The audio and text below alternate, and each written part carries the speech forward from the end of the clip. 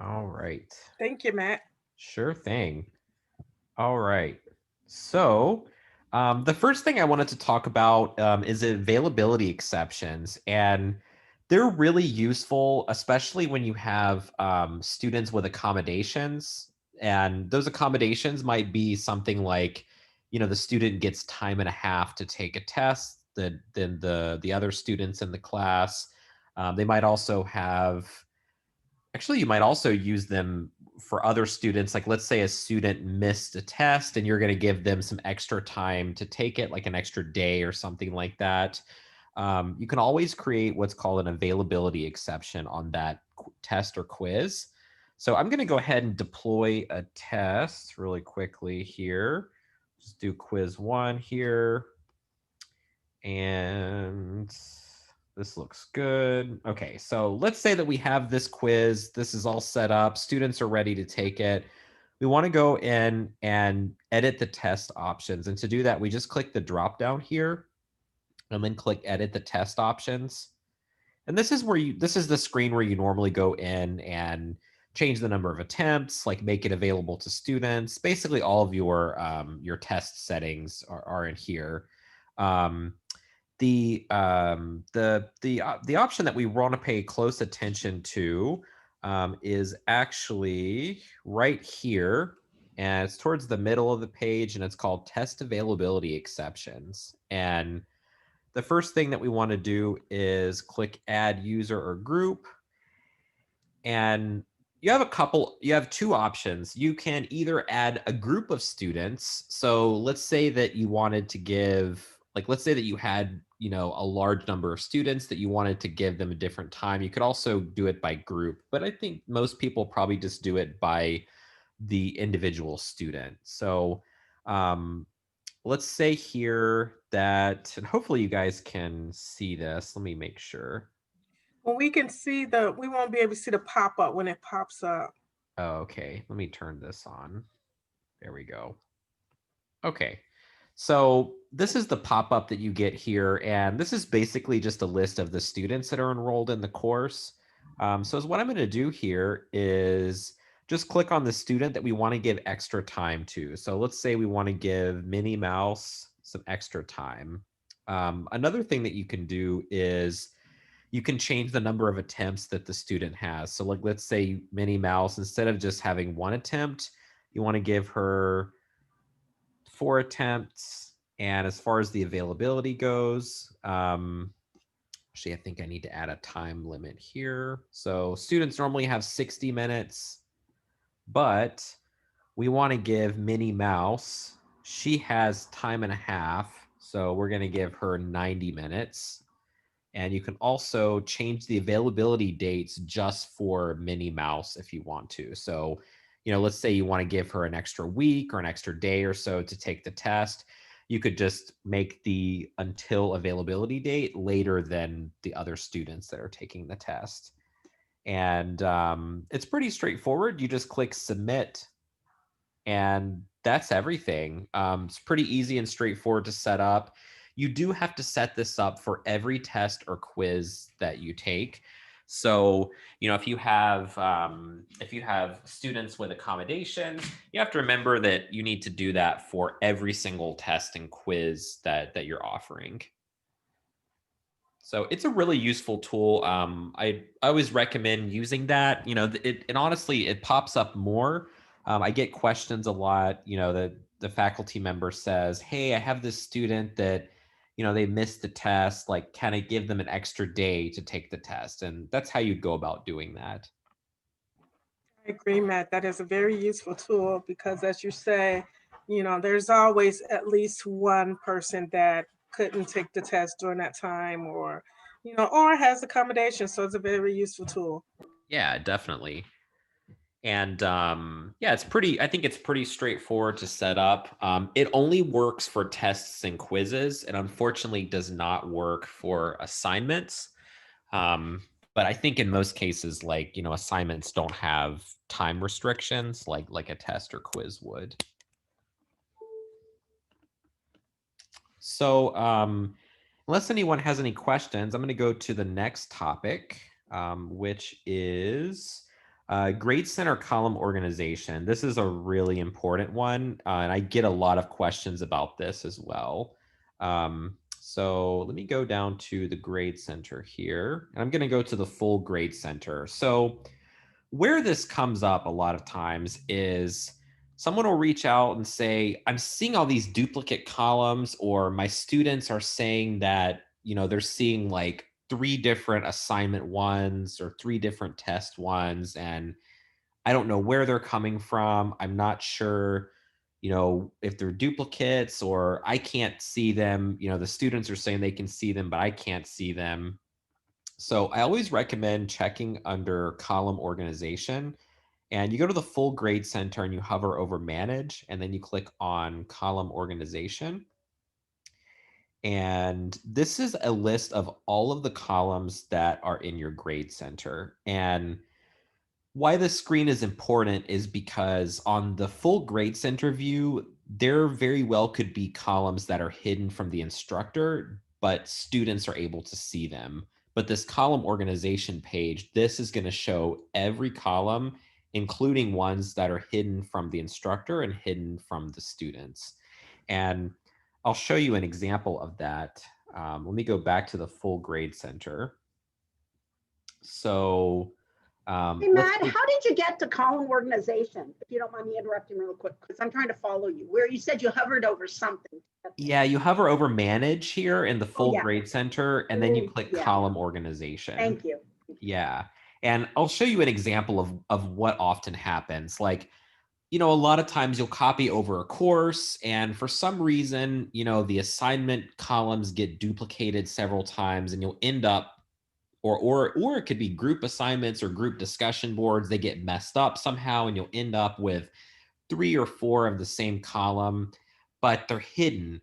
So like, I'm going to hide this quiz 1 column here, and I'm going to hide this from the instructor view.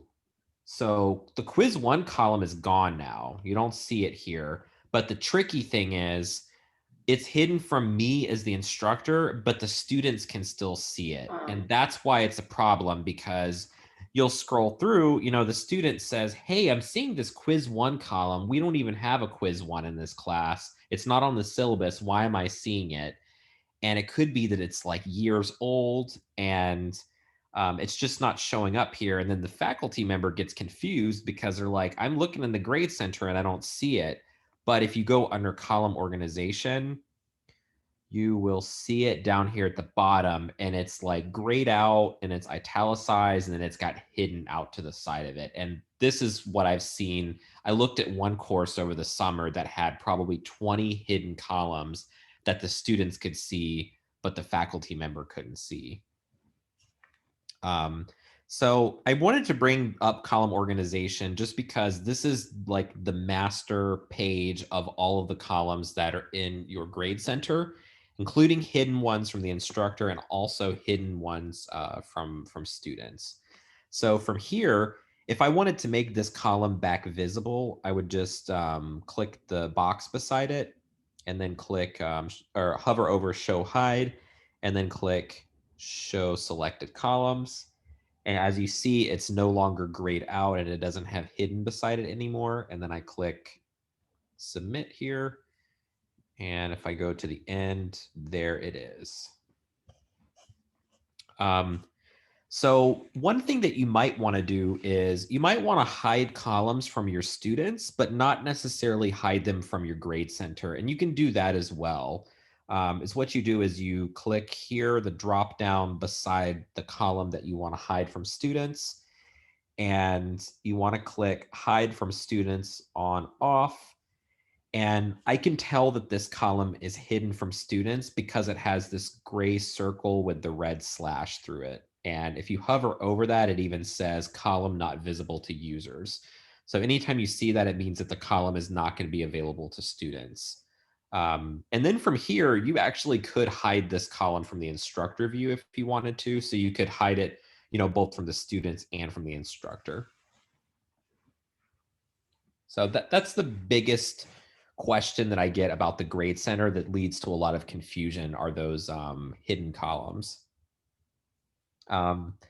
Another thing that you can do is back on the column organization page, this is the best way to reorganize your columns. So some people want, like, let's say here, I want my quizzes to be together. So you hover over this little diagonal arrow button and you click and you basically drag and drop it. So I want quiz 1 to be next to quiz 2. And then, I think assignment 1 probably needs to be above assignment 2. So I'm going to move that one. And then everything else looks good to me. And then I can click submit here. And that completely reorganized my grade center and like put them in order. So very, very useful. I highly recommend just periodically checking column organization, maybe the start of the term or the end of the term, and make sure that there's no hidden columns. Also make sure that, everything is in or the correct order for students. And also it's very helpful, for faculty to have things in the right order, like things grouped together. It's very helpful. So I'll pause there and see if there's any questions. I have a question. Sure. So I'm just wondering, like, I'm looking at my grade center and under the organization, and like, for instance, I don't see any of my quiz 1, 2, 3, or 4. I see things at the top. It says week 10 quiz, week 10 minute paper. And then I'll have down week 11, and then get further down, it's like week 8. My things are in different order. Is there another page that I'm not looking at that I don't see? Yeah, it's like I don't see all of my grades, my different columns. So column organization, it should have every column that's in your grade center all on one page. One thing that you might see though is there's actually 2 different areas here. If you see, there's the one at the top and there's the one at the bottom. This area up here is going to show these columns in all grade center views. So that's going to include things like smart views. These columns will show up. And then these down here at the bottom, these are not going to show up necessarily in all views. Is that because I haven't gotten to week 10 yet? I'm not sure. I would need to take a look and see exactly like what's going on there. That it could just be just how the organization's done. If it was like copied over from term to term, things might have gotten messed up along the way. I have another question, like weighted total external grade weighted, and I have another weighted total. And it's weird. Why do I have, it just seems straight. Maybe it is because it's been copied over. It just keeps multiplying. Yeah, that's usually what happens. If you have multiple total columns and multiple weighted total columns, I would definitely check. I think the total columns are probably safe to delete all but one of them. The weighted total columns, I would check them. I would check the formula that's in there and see which one is actually generating the final grade for the student, and then delete the other ones. It just will eliminate confusion for students and also eliminate confusion for you. Yeah. Okay. And if you send me an email, I'd be glad to meet with you to take a look at those so we can go through them one by one. Thank you. Sure. So unless anyone has any other questions, I'm going to go ahead and move on to the next topic just to make sure we have time for everything. So I already talked about this a little bit, but column visibility for students and faculty, kind of lump that in with the column organization. So we talked about making columns unavailable for faculty and making columns unavailable for students. So just to recap, this the gray circle with the slash through it, this means that it's not visible to students. This is something that you might want to do if you're waiting to show grades to students until everything is like finalized. Some faculty do that. They will hide the column until they know that the grade that's in here is 100% accurate and correct. And yeah, the student will not be able to see their grade or the column or anything in their My Grades area until it's made available to them. So quite a few faculty do that, I would say. And Yeah, also just to recap, there's two different options here. There's the hide from students on or off, and that toggles it either on or off. And then there's also the hide from instructor view. And if that happens, it's going to make the entire column disappear from this page. And then you'll have to go back into column organization to find it. And it will be somewhere in this list, grayed out with that hidden beside it. And then to make it available, you just click the box beside it and then click show selected columns and then submit. And then it will show back up on the full Grade Center page.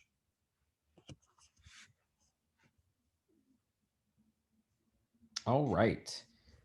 So I think that is it for my part. We're almost at 25 minutes. I think we're doing good on time. So Lynette, I will go ahead and pass it over to you.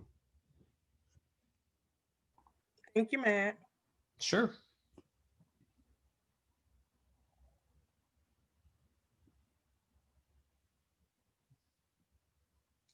So many windows open. I meant to tell you, Matt, I did upload the agenda to the course. I'm Oh, sorry, I great. forgot that. But Matt's on a Mac, so his machine can do a lot, should I say, works a little different than my little Windows things. So on the agenda, I'm going to go over numbers 4 through 6. And if you don't know, in Blackboard, there's more than one way to do things. There's always multiple ways, but they end up at the same place at the end. So it just depends on the way you learned or the way you have it. It doesn't mean it's different. It might skip a step or two, but there's always usually several ways. So I'm going to go ahead and I'm going to talk about creating groups and adding members to the groups first. Now, the people that I normally work with, or the various colleges that I normally teach from the control center, which is the instructor's view. So under course tools, it's mostly everything, but as far as groups, you would go under users and groups. But a lot of instructors, they put a link on their course menu. And go from there. So it all ends up at the same place, no matter which one I use. If I use that, the groups, the users and groups down here, or my course menu. Takes me to the same place. So the first thing I'm going to go over, like I said, is creating a group. So I'm going to click on create, as I've done just now. And there's lots of groups that you can create, but we're going to go ahead and focus on creating a group set. Creating a single group is just mean you can self-enroll or create one manual group. But most of our courses here, they have multiple students in the class and they want to create several groups, like 10 groups or 5 groups. So with that case, we usually use the group set. And again, I'm going to do a manual group. Self-enroll if you want them to enroll in themselves. That's usually for small classes, and random if you want the course to randomize or should I say enroll the students your own self. Most people that I work with, they want to do manual enrollment because they have certain students they want to put in certain groups. They might have the same discipline, or they have a cross-listed course. So I'm going to go ahead and do create group set, and I'm just going to go ahead and type in the word group. And then if you have any description, you can, it's optional. I definitely want to make the group visible to my students. I will definitely deselect any tools that you are not using in a group to make it look clean. So we're not going to be using blogs. We could use email. We're not going to use file exchange, journals. We're basically, we just want, kind of want the groups. So what I would say that in the groups, depends on your instruction. If you want them to create forms, if you want to only create the form. So if you do not allow them to create forms, students can't, create a form on their own. But I feel like when you're working with group projects, if you're not putting your own discussions in there, you should have this check so students can create forms if they're working in groups. So again, that depends. The default is not create forms, but if you want your students to go ahead and work at group independently and make forms, that needs to be checked. So I'm going to leave it off right now. And I'm going to not allow personalization. That is an instructor discretion. That just means the students can change the color, change how it looks, how their group looks. And it's just it just puts some personalization in there. You can put the number of groups you're gonna create. I'm gonna go ahead and say create 5 groups here. And you can go ahead and say create a smart view for each group, which I will go over that later. So right now I'm gonna go ahead and say create smart view for each one of those groups. And that's pretty much all the settings, and all I have to do is go ahead and press submit. So it takes me to the enrollment page, the group setting enrollment page. So now I have each one of my groups made here, my 5 groups. Now, I always recommend, and Matt, if you want to jump in and chime in, feel free to. I always recommend adding a few more groups than you will. So say, for instance, I really only needed 3 groups for here, but I added 5. And as long as I don't put any users in there, no one will see it. And if you have a course that you copy over from term to term and you normally have a lot of groups, I don't know what the magic number is, but for a lot of my, they have at least 10 groups, and I know that's a lot. So if you have 10 groups, I will always suggest that you put a 0 in front of the group so that it'll stay in the right order, because if you don't have a 0 and you have 10, it'll show 1 and then 10 will show next. So that's, totally up to you. Right now I only have 5, so I don't have to do that. But if I had a double-digit group, I would go through and just put the zeros in front of that so they can stay in order. So the groups basically can start now enrolling my users. Now, if I say randomized enrollment, that means it will automatically put the students in there for me. If I had 50 students, they were divided among these 5 groups. But because I want to manually enroll again, I want to put my students in by discipline or by projects or things like that. So I'm going to manually enroll.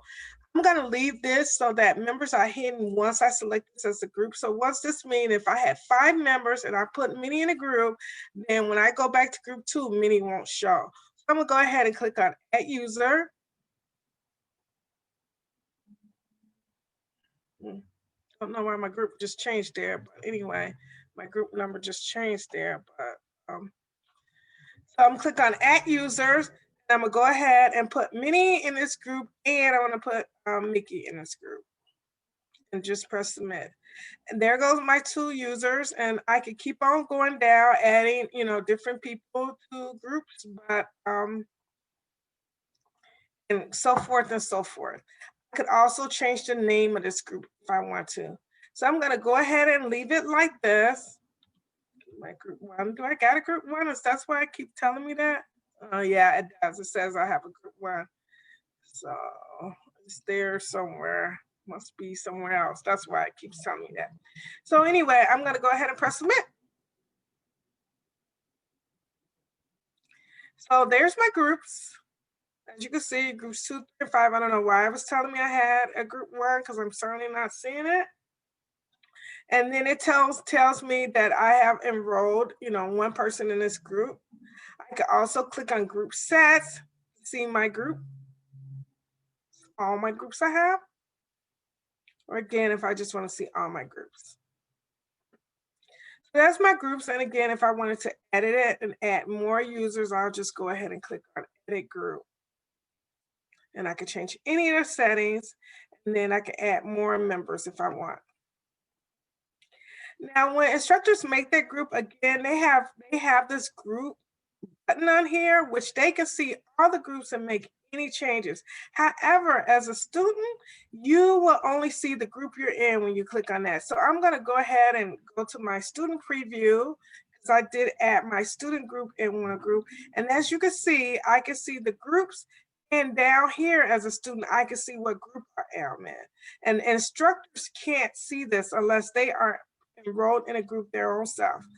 So I can either click on groups, and as you can see, I only see group 2 because that's the group I'm in. And I can go ahead and click group 2 as a student, and I can go ahead and go to the discussion board and make discussions. The same here in group 2. If I want to click on my group, I can click on group 2. If I can send email, I can go to the group homepage. If I go to the homepage, I can see everyone that's in my group, and then I can go to the group discussion board.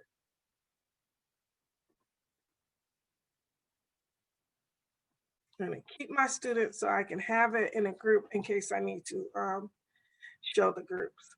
So that's how you create groups. Any questions on that? So I kind of went over a little bit the group discussions, but I'll just go ahead and go there again as a student and as an instructor and group assignments. So as a student, again, I'll just quickly click on there, go on groups, and then hit on groups 2, and then I can hit in the group discussion board. And here's my group. So I can go ahead and click on my group, and now I can create a thread. This might be introductions or anything, or we could be talking about a topic.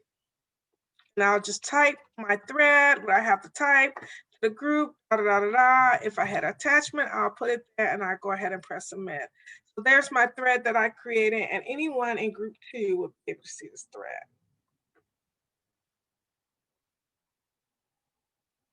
I'm going to continue to keep this user. I don't know if you're seeing my pop-ups. And as an instructor, if I click on groups, again, I'm going to see all the groups 2 through 6. If I wanted to make discussions, create more discussion boards or anything, I'll just go in there and go into the groups. So that's how you create groups. Now, if you want to make your assignments available as a group assignments, let's click on assignments. I thought I also had an assignment in there too. Not sure what's going on here today, but anyway, I'm going to go ahead and just create an assignment, and I'm going to call it assignment 1. And if I want, I can put instructions there, optional, and I can add any files that's needed. Click on the due date. Anything that has an asterisk is required by Blackboard, so I'm going to put the number points there. I'll add a rubric. We suggest that you put rubrics to every assignment. And under the submission detail, this is the main part you want to look at when you want to assign a particular assignment to various groups. So right now, the default is the individual submission. You want to go ahead and click group submission. Now I want to make this particular assignment available to every group I have. So I can click once and put it over there, or on a Windows machine, I can click the control button, hold it down, the shift button, excuse me, and put all the groups over here. So groups 2 through 6 will have access to assignment. I can set if I want them to have a single attempt, multiple attempts, or unlimited attempts. And I'm gonna go ahead and give them at least 2 attempts. And I would suggest when you have a group assignment that you do at least give them 2, because sometimes, you know, we might get our conversation crossed up, and Lynette might think she was supposed to submit the assignment when we had designated Matt to do it. So if we got 2, Matt may have the latest assignment. And then you want to do last grading, and if you wanted to go through plagiarism tool, you can click that. So basically, all these other options are the same as a regular grade center, so I'm not going to go over that. An assignment is available, so I'm just go ahead and press submit. So as an instructor, if I click on this assignment, I can see what groups have. I could just edit and see what groups have access to this assignment. Again, 2 through 6. So as a student,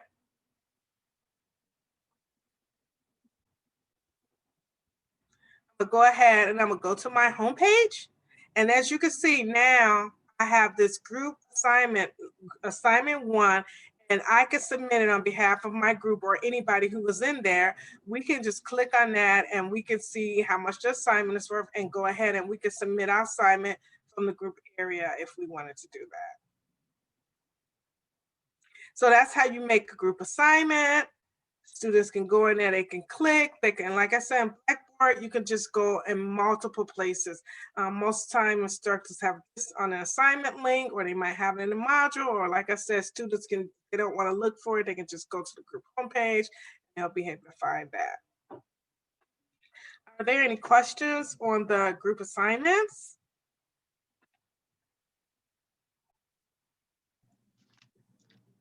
I'm going to exit out of my little preview student.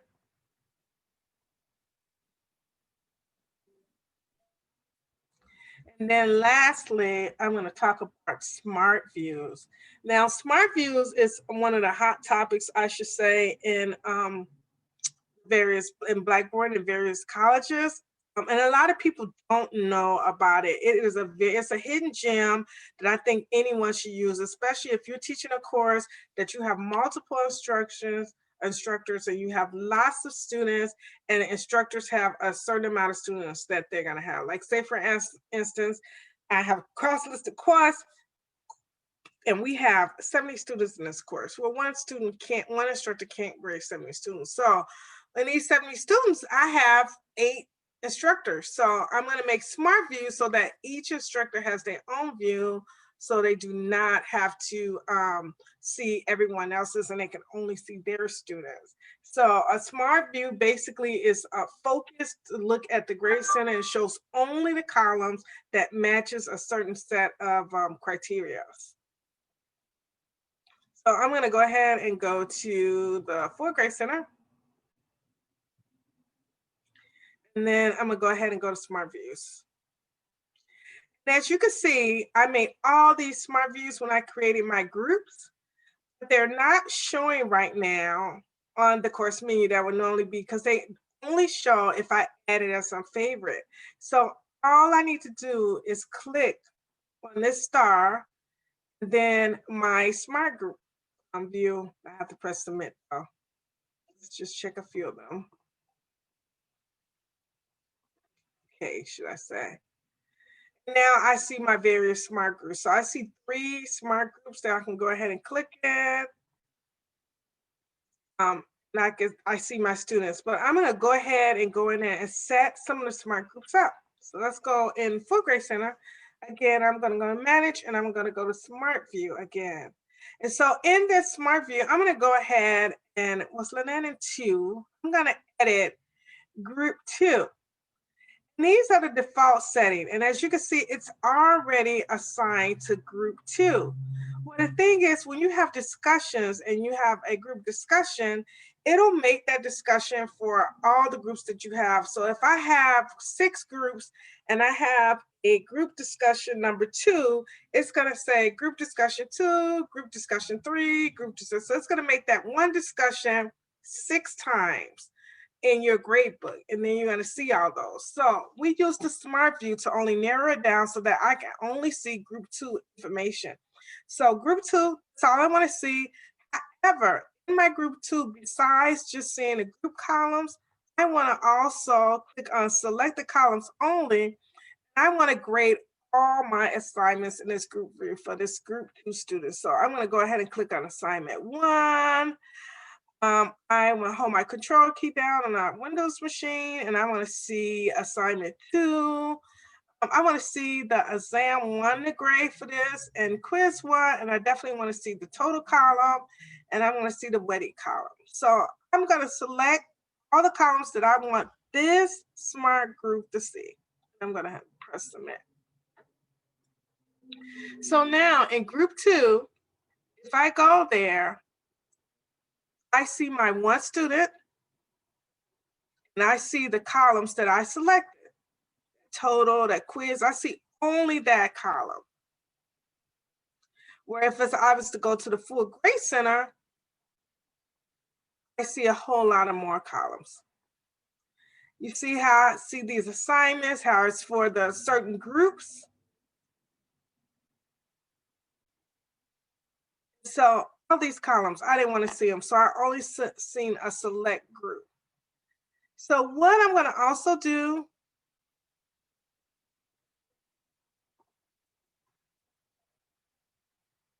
is I'm going to edit my group properties. I have to go ahead one by one. I can't remember that. Yeah. So I'm going to add, I should have made it a group discussion. If I wanted to go in here and make a graded one,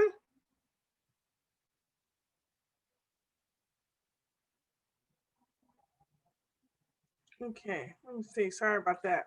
Man, I think I got lost.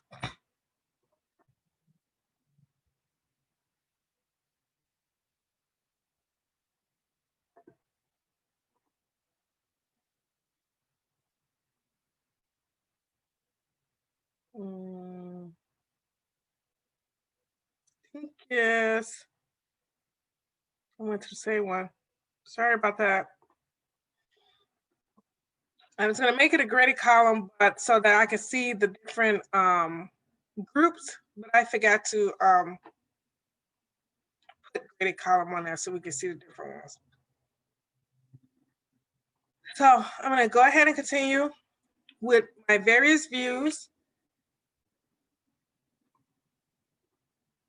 If I wanted to edit my views, again, I could just go to manage and I could just go to smart views and then I can edit them. If I don't want to see group 2 or group 1 anymore, all I have to do is unselect the star to make it as a favorite.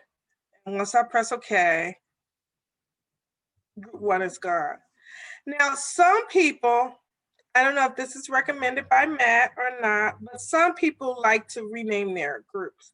Now, I definitely would not do it in a group area, but if I did decide to do it, I would do it in a smart view area, and that's, and that's it. Leaving them as group 1, group 2, group 3 is perfectly fine if the instructor remembers what group they are in. But if not, you can always edit this. And I like to keep the word group, name, and I would just, put Lynette's group 2 and press submit. And the one thing you have to remember is that if you put a person's name there, you always have to go back in and make sure that you change it again for the new term. And I see that like quite a bit, that people reach out, they're confused because they're seeing like someone else's name for their group. But you just always have to remember to update that every term if you do change the name. That's correct. So like Washington group, maybe Washington's not teaching. Unfortunately, like I said, this is an instructor discretion. If you can, just leaving it as group 1, group 2, group 3 will work just fine. But I've found many cases where they go into the wrong group and grade my group or someone else's. So it's really simple, like I said, to name it or not. But as Matt said, you have to remember when you go into the next semester, if Washington is not teaching anymore, you want to go ahead and edit and change that name so that it won't confuse anybody. Other than that, that's how you use the group area or the smart views. It's really not that hard. I want to say the more you use it, the easier it gets. And the biggest takeaway from using smart views, I want to say, is to categorize your columns. Again, it's already going to put that specific group there, but especially if you got multiple teachers, and I just want to just explain this again, only because it's so important. You want to make sure you use the select column. And you want to make sure you choose only the columns you want to see, because sometimes there's instructors have 20, 30 columns, and you may not want to see all those. You may not want to see group 3. You may not want to see group 4. So you want to go ahead and do that. And also, if I had 2 groups, maybe Washington owns group 2 and 3, and maybe I didn't want 2 separate groups.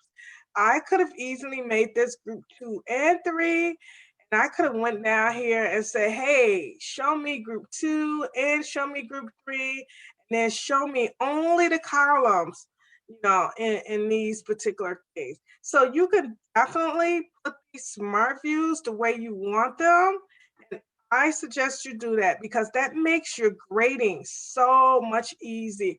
So you don't have to go into this big full grade center, see 50 students, see 40 columns. You don't have to see that whatsoever. And you could create a smart view that just, shows your people, just the students that you want to see, and just the columns that you want to see. So I do recommend that. It's much easier to grade this one person or these 2 people versus grading, like I said, trying to see 40 people and going over there. So the smart views are definitely worth setting up and using. And anytime you all need to contact us using Smart Group or help setting it up, you can with no problem. Because again, while it looks very easy, because you have to go through so many steps, The more you use it, the easier it gets. It's repetitive. If you only use it once a term, because once you set it up, sometimes you don't have to set it up again. So we would suggest you reach out to us and we can help you set up your group, because using a Grace Center can be very overwhelming, especially if you got several faculty members in the Grace Center at one time. So I think that's it with the Smart Views. Did I miss anything, Matt, that you would like to go over or I should have said? I don't think so. I think that's everything.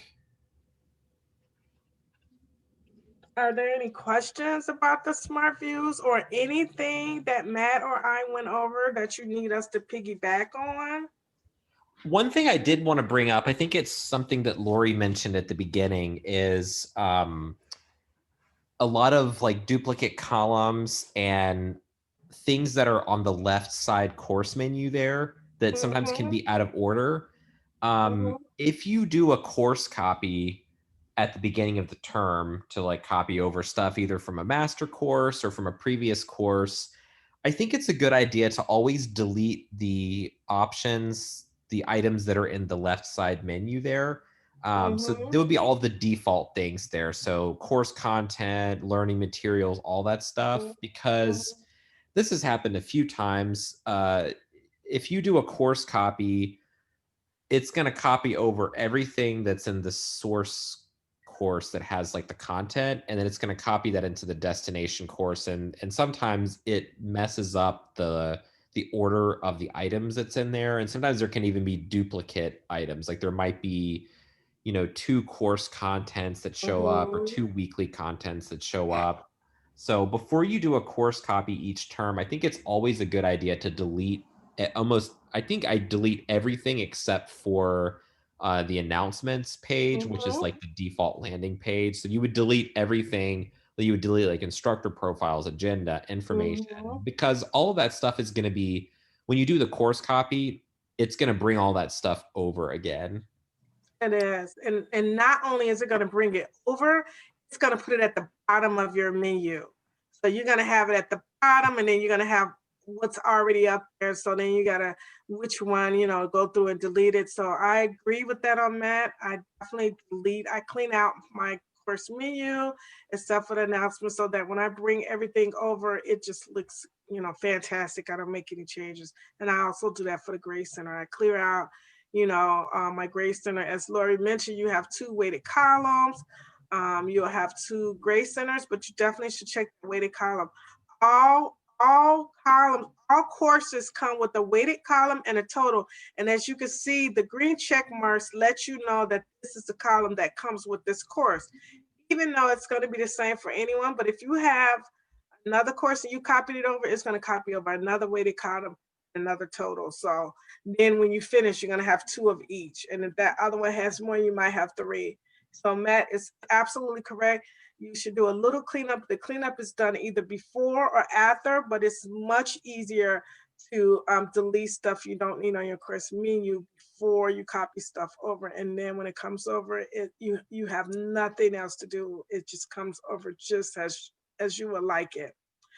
Another thing that I'm mad that we're a fan of is the student preview button. After you finish with your course, you always want to click this preview and see what the students see.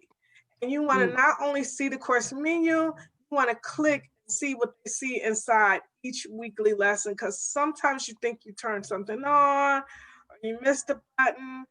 You want to just go through as a student, especially in my Grace 2, again, when Matt was talking about courses, them columns being hidden from instructors and not students. You want to go to my Grace and you want to see what they can see. You want to see if they can see 2 of these columns or 3 of these columns, and something they can see that you didn't want them to see. So we strongly suggest that after you finish with your course, you become a student. You look at your course through a student's view. And go through each one of the different menu items on the left, because you know what happened to me one year, maybe 3 years ago. I had an open exam that I didn't realize. Now I don't know how it was open, because I usually have the date set, But anyway, the first day of class, 2 people went in and opened the exam. Oh, wow. Mm-hmm. Yeah. And it was, I was so shocked. I can't even tell you, because I'm like, I didn't realize, because I didn't go into each one of those different tabs. So I totally recommend that you go through it all. Hey, and also when you get like in discussion board, so I do copy over my discussions because my topics don't change week to week. I have my stuff set up. I go in and I edit things, like make sure I have, updated journal articles, but basically my topics are the same. But I keep getting the pop-up that says set author as of anonymous posts.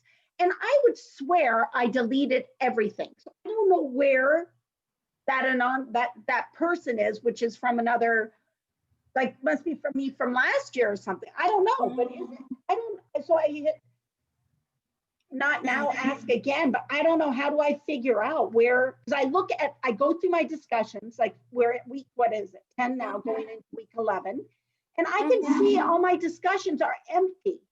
So you know what, I don't know.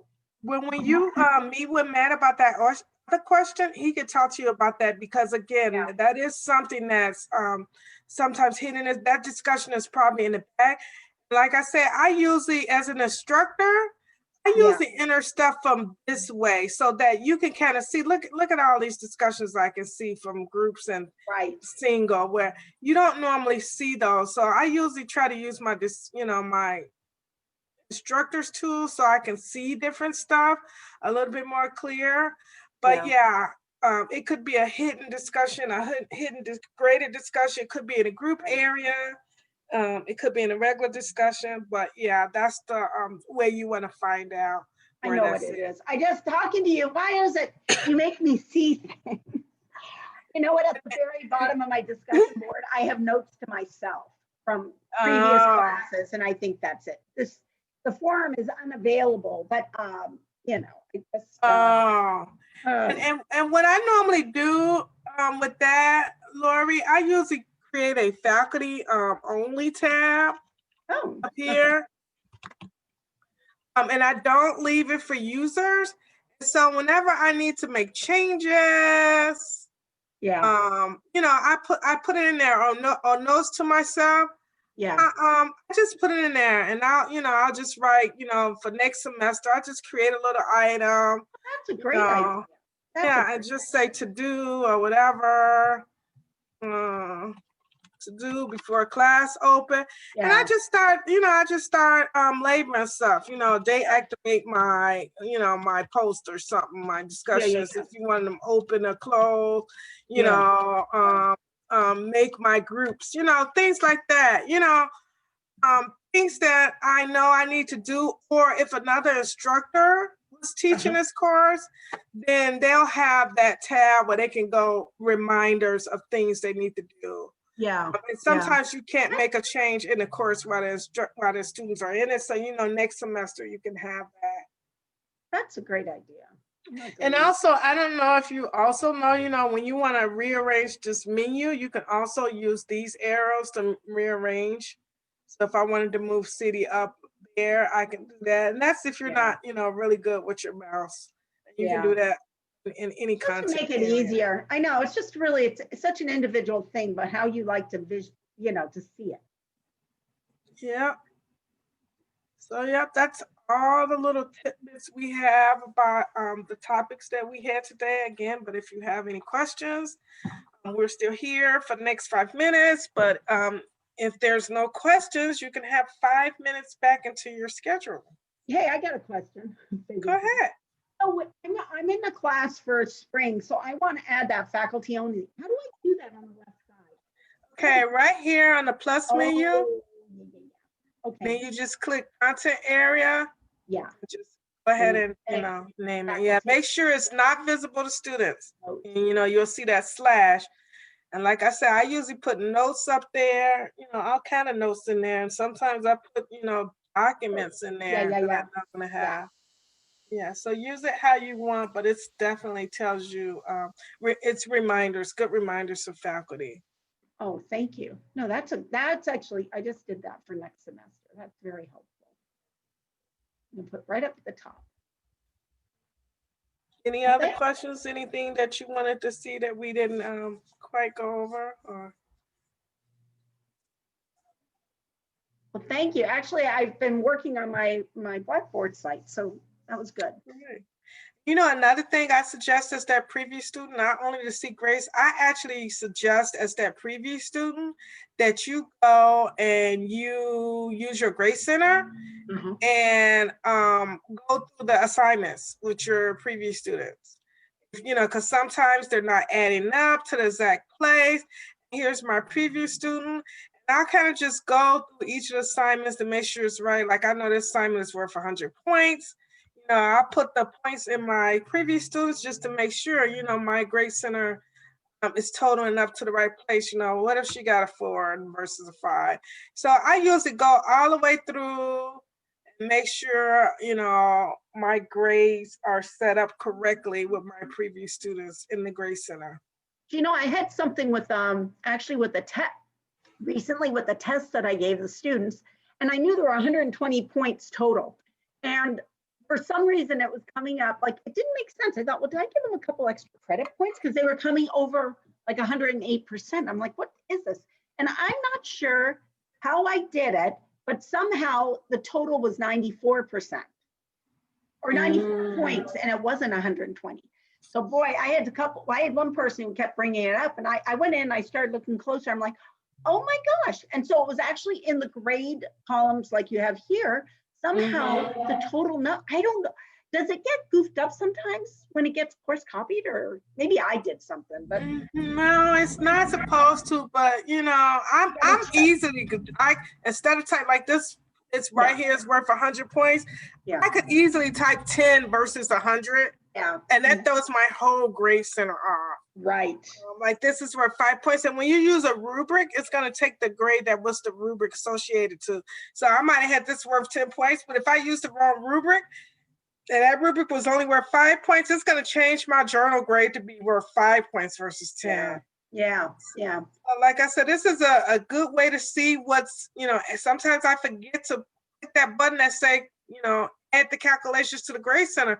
So I have this column here, but it's really not going towards the calculation. So this is a good way, like I said, to use that little preview student to kind of go through the gradings, go through the viewing. That, you know, that was a good thing that Blackboard did when they added that student. I think overall, I think Blackboard did a good job. I mean, I couldn't imagine keeping track of all this stuff the old-fashioned way.